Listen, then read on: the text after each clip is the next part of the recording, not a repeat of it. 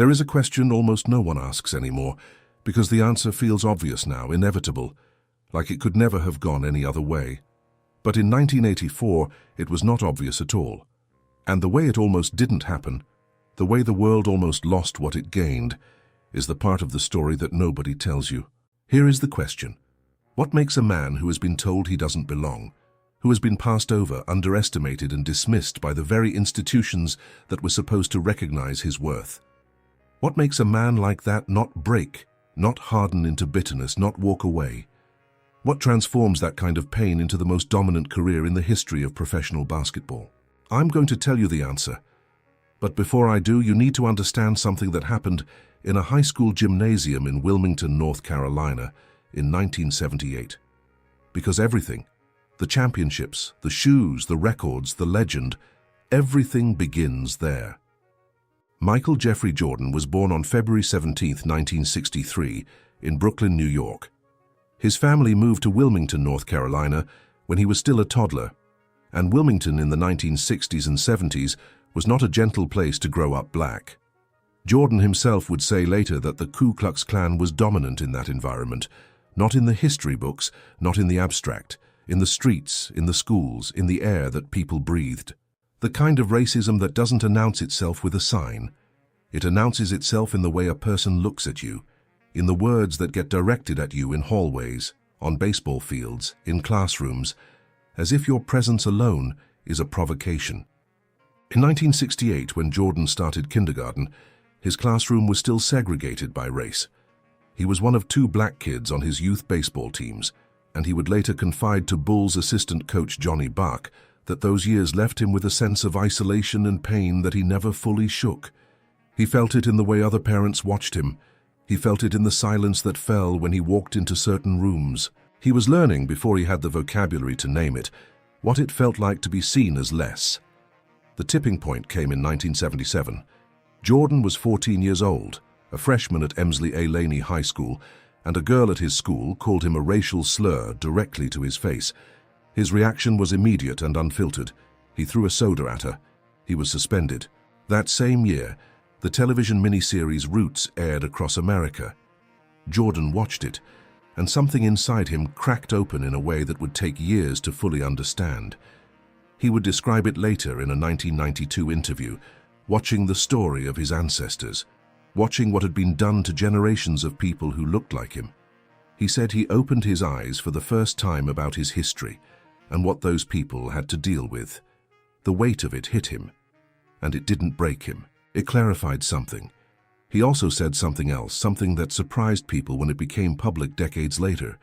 He said that at that time in his life, he considered himself a racist. He was against all white people, not because he was born that way, but because that was what the world had been building inside him, year after year, humiliation by humiliation. His mother Dolores pulled him back from that edge. She sat with him and told him that what happened in the past happened, but now he had to take it from here and see what he could make of things, that it would be easy to hate for the rest of your life, and some people do, but you have to deal with what's happening now and try to make things better. He carried that conversation with him, but he also carried the anger, and he was about to find the one place where both of those things, the anger and the desire to be better, could be poured into something that couldn't be taken from him. In 1978, Jordan tried out for the varsity basketball team at Laney High School as a sophomore. He was talented, anyone who watched him could see it, but the team already had its players, and the coach, Pop Herring, was looking for height. There was another kid, a junior, taller, named Leroy Smith, and when the list went up on the board, Jordan's name wasn't there. He went home and went to his room and cried for a long time. His mother told him to go back to the gym and work. His father, James, a quiet man who spent his free time in the garage working on cars, communicated almost nothing directly. He didn't need to. The Jordan family spoke through work, through sweat, through showing up. Michael understood without being told. You answered doubt by making doubt irrelevant. He went back to the gym. He practiced until no one else was there, until the gym went dark. He grew 4 inches that year, trying everything, hanging from a bar in the backyard, putting salt in his shoes, whatever it took. He worked on things nobody had asked him to work on, because nobody expected anything of him. He was playing for himself, for Dolores's words, for the fire roots had lit in his chest. By his junior year, he made the varsity team. By his senior year, he was one of the best high school players in North Carolina. He averaged nearly 30 points a game. College programs took notice. And in the fall of 1981, Michael Jordan enrolled at the University of North Carolina on a basketball scholarship. Coach Dean Smith ran one of the most disciplined programs in college basketball, a system where the team came first and individual brilliance was secondary. For a player like Jordan, already carrying years of stored-up need to prove himself, this should have been a cage. It wasn't. Because Jordan was smart enough to understand that the system wasn't the enemy. The doubters were the enemy, and winning inside the system was the best way to silence them. On March 29, 1982, the University of North Carolina played Georgetown in the NCAA championship game in New Orleans. The Hoyas had Patrick Ewing. Georgetown was the better team on paper. With 32 seconds left in the game, the score was tied. Dean Smith called a timeout and drew up a play. He drew it up for the freshman. Michael Jordan caught the ball on the left wing, 16 feet from the basket. The arena held its breath. He squared his shoulders, rose up, and released the ball with a form that looked like it had been constructed by someone who knew exactly what was going to happen next. It went through the net without touching the rim. North Carolina won the national championship. Jordan jogged off the court with his teammates, and somewhere in the back of his mind, he would say this years later, something registered. Not satisfaction, not relief. A marker, a data point. Proof that when everything was on the line, when the pressure was most intense, when the whole world was watching, he could do this. Over the next 2 years at UNC, Jordan won both the Naismith Award and the Wooden Award, given to the best college basketball player in the country. He led Team USA at the 1984 Los Angeles Olympics, averaging more than 17 points a game. The Americans won gold. Jordan was 21 years old and by any objective measure, the most exciting young basketball player on the planet. And then on June 19, 1984, at the Felt Forum at Madison Square Garden in New York City, the Houston Rockets picked first and took Hakeem Olajuwon, a sound choice. Nobody argues with Olajuwon. Then the Portland Trail Blazers picked second. They needed a center. They had Clyde Drexler, a guard with a profile similar to Jordan's. They didn't want another guard. They looked at the list of available centers, and they picked Sam Bowie from Kentucky. And Michael Jordan, the best player in the draft, the NCAA champion, the Olympic gold medalist, the most electrifying young player in America, sat in the audience and watched. He watched Portland look right past him. The Chicago Bulls had the third pick. Here is something that rarely gets told. The Bulls didn't especially want Jordan either. They wanted a big man. They spent the weeks before the draft trying to trade the pick for an established center. Jack Sikma, Terry Cummings, anyone with size and experience. None of those deals came through. The big men they targeted were unavailable. So the Bulls took Jordan by default, the third pick in a class where 2 franchises had already said they wanted someone else. General Manager Rod Thorne's assessment afterward contained exactly 0 excitement. He said they had gotten a good player, not a great one. Not a generational talent, a good player. And then came something nobody in the room that day could have imagined. It didn't come from the Bulls. It didn't come from the NBA. It came from a room in Beaverton, Oregon, inside a shoe company that was about to bet its entire future on the third pick of the 1984 NBA draft. A kid who, just a few weeks earlier, had told his agent he wanted nothing to do with them. The shoe company was Nike, and what happened next changed everything. But first you need to understand this. Michael Jordan almost never walked through that door. In the summer of 1984, Nike was not the company you know today. The swoosh was not a symbol of global dominance. It was the logo of a running shoe brand that had just posted its first quarterly loss in company history. Phil Knight, the founder, was returning from a sabbatical to find 400 employees laid off, budgets slashed, no Christmas party, and a basketball division that was getting crushed by Converse. Converse owned 56% of the basketball shoe market. They had Magic Johnson, Larry Bird, Julius Erving. They had sponsored the 1984 Olympics, the very stage where Jordan had won gold in their shoes, because that was the official deal. Nike's budget for basketball that year was approximately $2.5 million. The plan was to sign several promising rookies, spread the risk, keep costs manageable. A sensible plan, a plan that made complete rational sense for a company that couldn't afford to gamble. Then Sonny Vaccaro walked into the meeting. Vaccaro was Nike's basketball man, a former high school tournament organizer who had built his career on identifying talent before anyone else did. He had watched Jordan play in the 1982 NCAA championship, had been watching him ever since, and what he saw went beyond basketball skill. There was a quality to Jordan that Vaccaro had encountered maybe twice in his entire career. Something in the way the game flowed through him. Something in the way crowds responded when he touched the ball.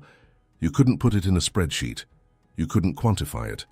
But Vaccaro had been in enough gyms, watched enough players, to know the difference between very good and once in a generation. He stood up in front of the Nike executives and said, "Don't sign 4 rookies, sign 1. Put the entire basketball budget on Jordan. Build a shoe around him, not a team shoe, not a generic product with his name attached. A shoe that was specific to him, named after him, designed to reflect who he was. Market him not as a Bulls player, not as a basketball player, but as an individual athlete, the way they marketed tennis players and golfers. Bet everything on the kid from North Carolina." The room went quiet. Rob Strasser, Nike's marketing director, a large, loud, difficult man who understood the business as well as anyone in the company, looked at Vaccaro and asked, "Would you bet your salary on this?" Vaccaro said yes, without hesitating. There was one enormous problem. Michael Jordan did not want to sign with Nike. He had worn Adidas his whole life. He trained in Adidas. He wore them on his own time by choice because he loved them. Nike, to Jordan, was a running shoe company, a brand for white joggers, not his brand, not basketball. When his agent David Falk told him about the Nike meeting, Jordan's response was unambiguous. "Get me to Adidas." Adidas barely responded. Tangled in a complicated internal succession after the death of founder Adi Dassler, they couldn't organize a meaningful offer. Converse offered Jordan $100,000 and a standard contract. The same deal they gave everyone, the deal that said you are one of many. It took Falk himself calling Jordan's parents to get the meeting to happen. Dolores Jordan was not someone to be trifled with.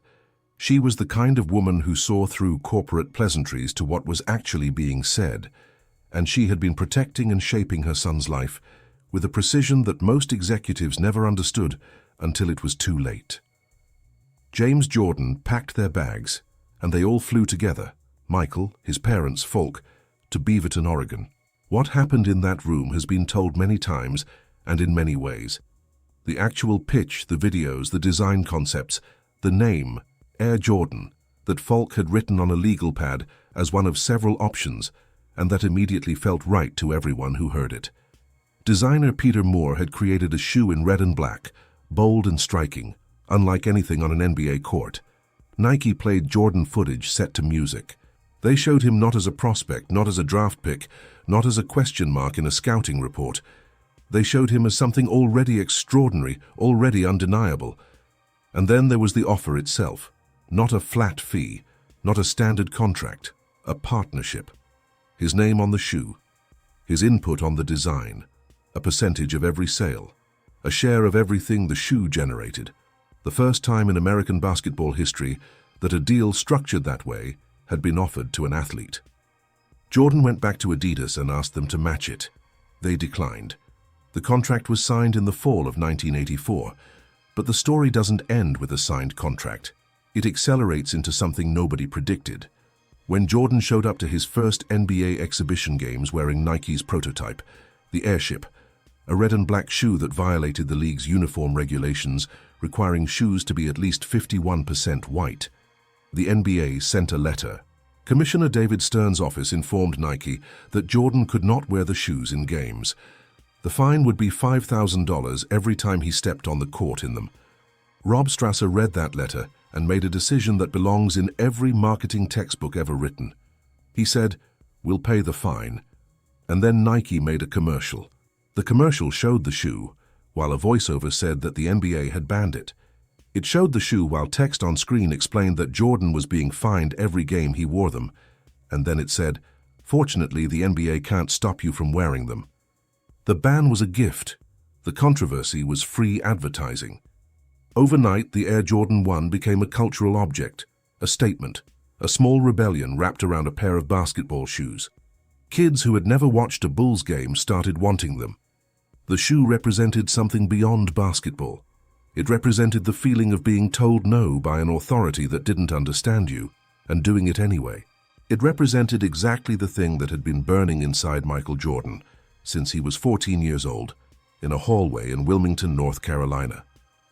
The Air Jordan 1 launched in April 1985 at $65 a pair, an unprecedented price for a basketball shoe at the time. By May, Nike had sold $70 million worth. By the end of 1985, the Air Jordan franchise had generated over $100 million in revenue. The original projection had been $1 million over 3 to 4 years.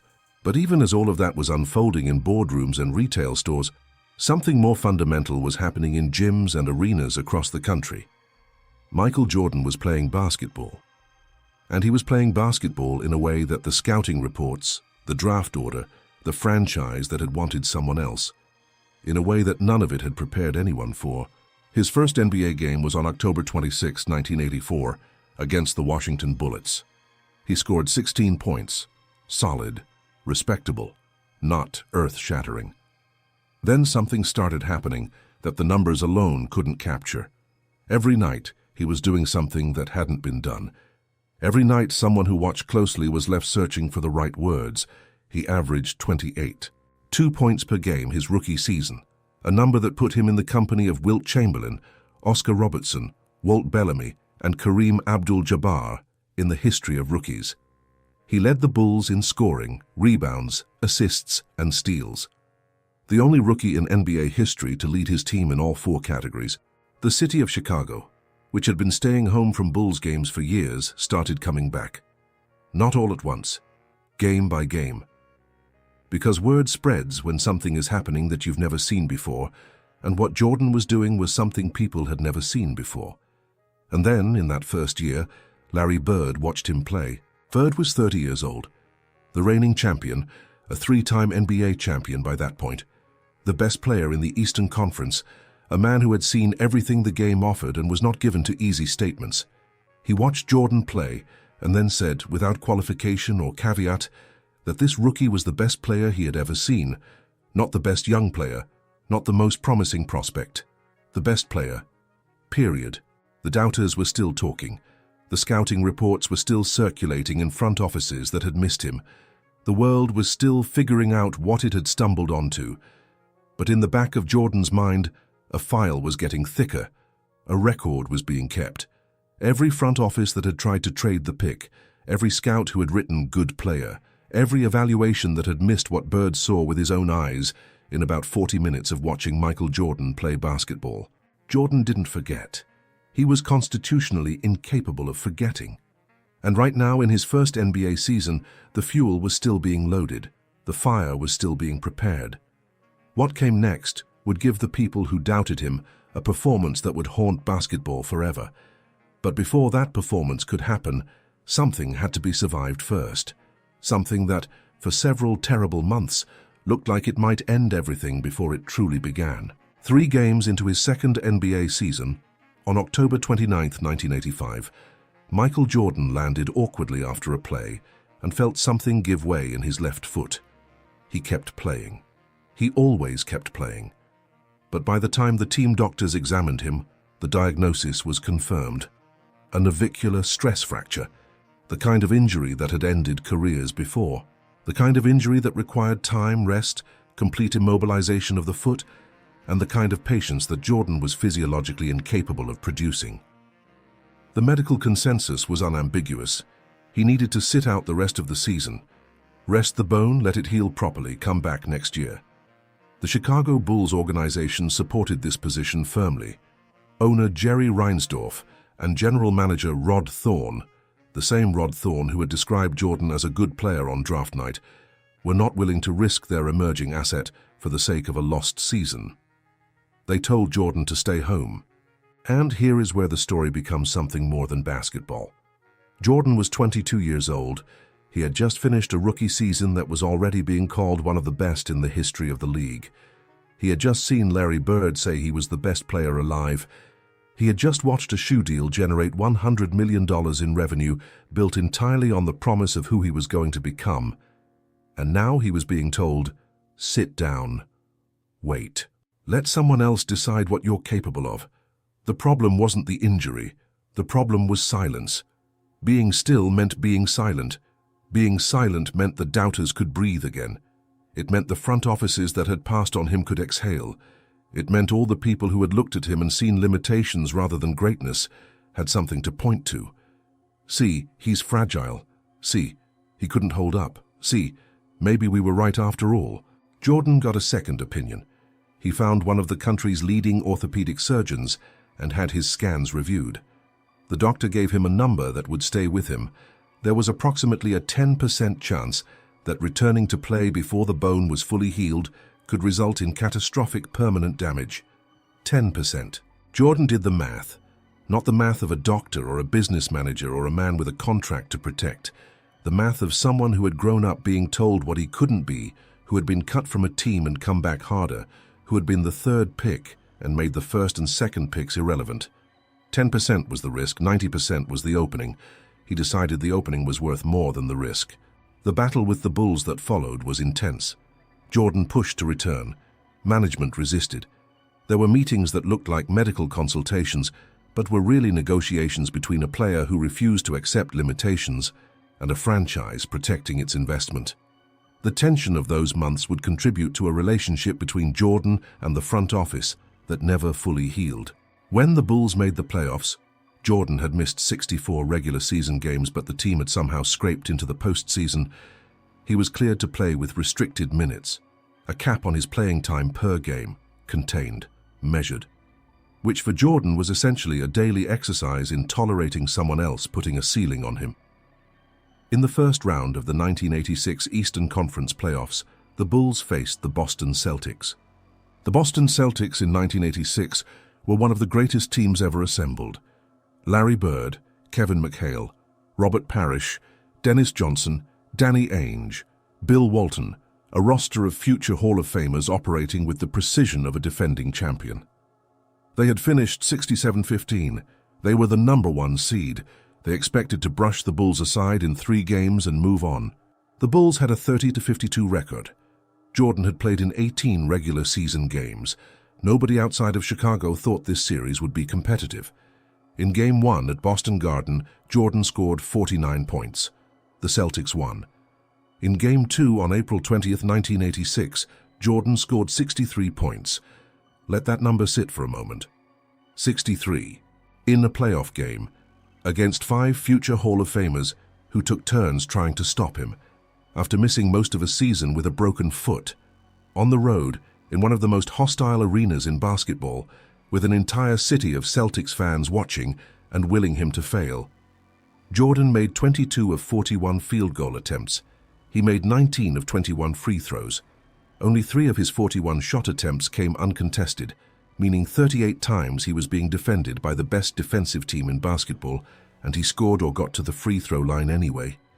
He was defended by 5 different Hall of Famers and scored against all of them.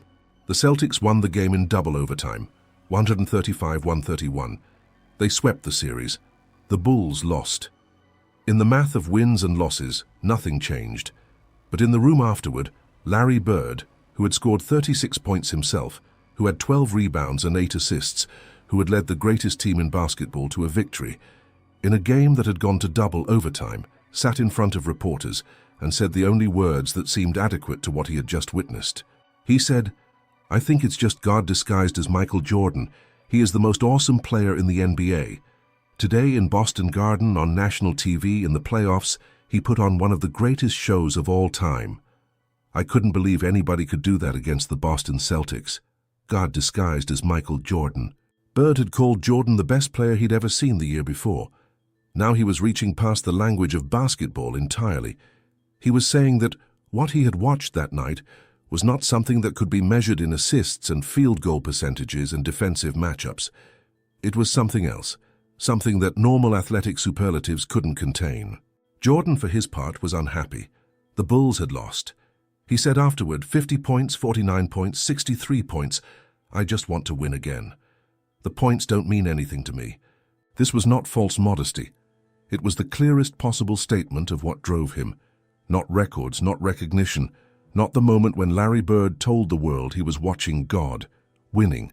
The same thing that had driven him back to that dark gym after Pop Herring didn't put his name on the list. The same thing that had made him count the 10% risk and decide the 90% opening was worth more. The Celtics moved on. Jordan went home and waited for next year. He was 23 years old. He had just set the all-time record for most points scored in a single NBA playoff game, a record that has not been broken since and still stands today. He had done it in a loss on a broken foot that had only recently healed against the best team in basketball. In the weeks that followed, the 63-point game traveled. It moved through the league the way certain performances do, not as a statistic, but as a story, as evidence, as something passed from one person to another in the language of awe. Players talked about it. Coaches talked about it. The franchise executives who had passed on Jordan in the draft, who had tried to trade the pick, who had said good player when they meant acceptable consolation prize, they watched it and understood something that the draft room could not have contained. There was still so much ahead. The first championship was still 5 years away. The dynasty was still a blueprint. The 6 rings, the 5 MVPs, the 10 scoring titles, all of it was still waiting, still being built through seasons of war against the Detroit Pistons, against the doubters inside and outside the organization, against every new version of the question, but can he win it all? The goalposts would keep moving. They always do for someone who is proving something that other people don't want to be proven. But Jordan had found the secret, and it was no secret at all. He didn't need the goalposts to stop moving. Every time they moved, they gave him something new to aim at. Every new doubt was new fuel. Every new question was a new answer waiting to be delivered. He was keeping a file. He had been keeping it since 9th grade. He would keep it for the rest of his career and beyond. And one September night in Springfield, Massachusetts, more than 2 decades after the draft that had looked past him, the file was finally opened in public, and what came out of it astonished the entire basketball world. On September 11, 2009, Michael Jordan stood at a podium at Symphony Hall in Springfield, Massachusetts, to be inducted into the Naismith Memorial Basketball Hall of Fame. He was 46 years old, 6 championships, 5 MVP awards, 10 scoring titles, 6 finals MVP awards, 14 All-Star selections, the scoring record that Bird had described as God. The Jordan brand was generating billions of dollars a year. His net worth was approaching $2 billion. He was, without any meaningful debate, the greatest basketball player who had ever lived. And he stood at that podium and spent 23 minutes naming his doubters, one by one, going back to the beginning. The high school coach Pop Herring, who had kept Leroy Smith on the varsity team instead of Jordan as a sophomore. Jordan had actually flown Leroy Smith to Springfield, brought him into the room, pointed to him in the audience, and then looked toward where his old coach would have been and said directly, "I wanted to make sure you understood. You made a mistake, dude." The college roommate who had been named High School Player of the Year the same year Jordan wasn't. The players in Jordan's first All-Star game who had allegedly organized to freeze him out, refusing to pass him the ball. The coaches, the executives, the teammate who had once made an offhand comment that Jordan had memorized word for decades. His own general manager, Jerry Krause, who Jordan had feuded with for years and who hadn't come to the ceremony. Jordan addressed him anyway in absentia, with a sharpness that made the room go quiet. The sports media spent the following week calling the speech petty, graceless, unbecoming of someone who had already won everything. They said a man at the summit didn't need to keep looking back at the people who had doubted his climb. They missed the point entirely. B.J. Armstrong, who had played 5 seasons alongside Jordan and won 3 championships with him, understood it immediately. He said later, "What Michael was trying to do was give you a glimpse of what made him great. He was giving you key moments that brought him to that point. Whether it was high school, college, or the NBA, he was always present in those moments. He cultivated the competitive drive over time, through trying times, through doubt and disappointment. And it was those moments he was trying to convey. Jordan himself had said something in his speech that the critics had buried under their outrage about the tone. He looked at the people he was naming and said, "Thank you. Thank you for giving me the motivation I needed." He wasn't settling scores, he was explaining the engine. Because here is the truth that lives at the center of this story, the truth that Jordan was finally, publicly stating after 46 years of living it, the greatest basketball career in history was not built on talent alone. It was built on the specific, accumulated fuel of being told again and again, in large ways and small ways, that you were not quite what was needed, that you were not the first pick, not the right fit, not quite the thing that franchises bet on, that you were good, just good, not great, not the one. From a girl in a Wilmington hallway in 1977, to Pop Herring's list in 1978, to the Portland Trail Blazers looking right past him in 1984, to Rod Thorne calling him a good player, to the Nike executives who had to be convinced to bet on him, to the broken foot and the franchise that wanted him to sit down and wait. Every single one of those moments had gone into the file. And every morning he showed up to practice. Every night he stayed in the gym after everyone else had left. Every time he drove to the basket against someone who thought they could stop him, he was drawing from that file, converting it into motion, converting doubt into performance. Think about what that means if you remove the basketball from it. Think about what that principle is when you strip away the championships and the shoes and the records. It's a decision, made repeatedly over years in conditions that would have justified giving up, that would have justified hardening into the bitterness that Dolores Jordan had warned him about when he was 14 and full of rage. It's the decision to take every closed door and every dismissive evaluation and every room that looked past you and use it, not as evidence that you were wrong about yourself, but as evidence that the world hadn't understood you yet. Jordan understood something about the racial context he was operating in that he very rarely stated explicitly. His biographer, Roland Lazenby, put it this way: Jordan's ascension was an economic story, a black power story, one that didn't come wrapped in protest signs, but came right off the coastal plain of North Carolina and out of the African-American experience.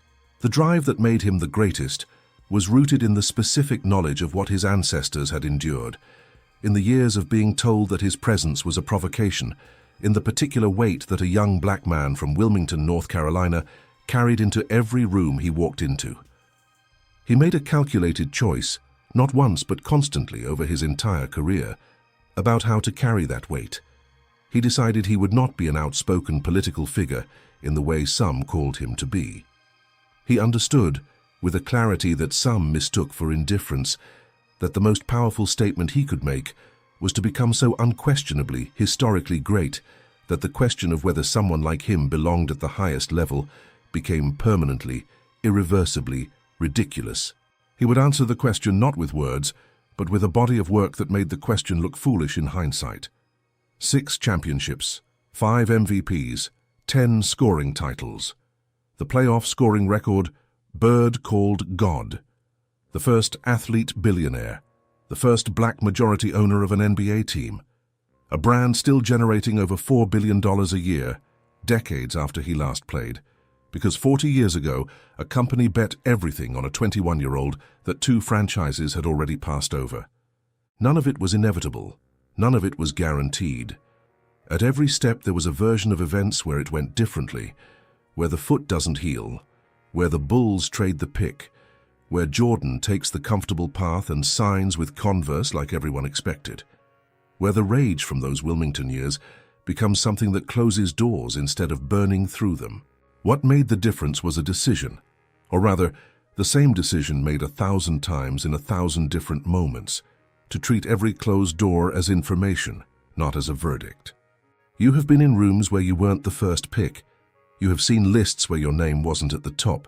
You have had people look at what you could become and describe it with a word that didn't come close. Good, maybe, but not great, not the one we're betting on.